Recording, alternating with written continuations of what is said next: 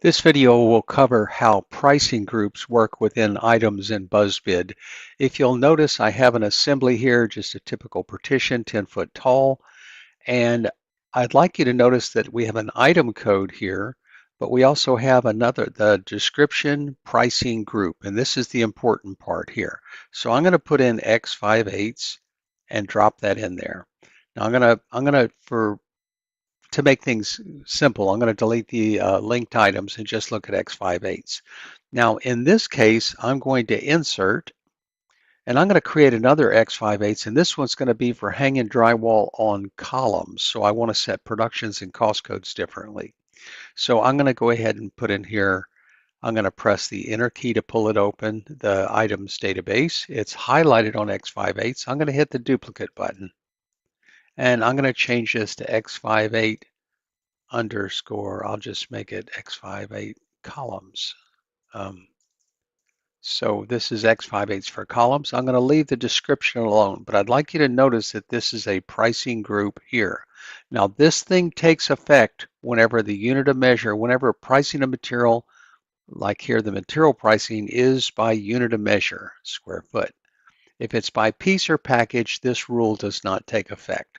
So in this case, I'm going to go ahead and I could make a change to the labor production rate just for the fun of it. I'll change that.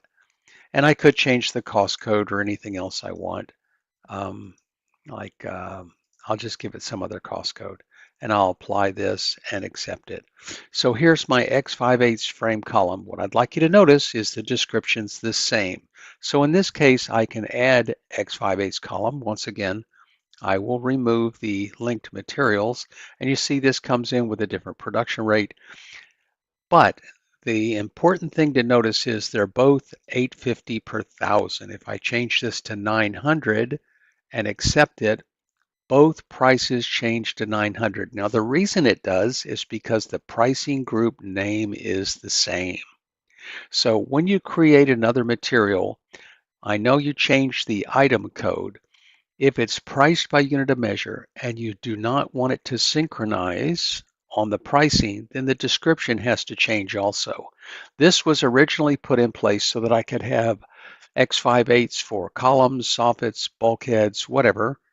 And when I went to the material list, I really only had one material price to update, and it would cover all of those. But each one of these is a different setup for X58's pricing group. Once again, only synchronizes prices whenever the description is the same and it is priced by unit of measure. So that's the way that works. If I did not want these two to automatically change, I will edit the material and I'll say I'll change 5/8 fire code columns. So I've got a description name that changes and I'll accept it.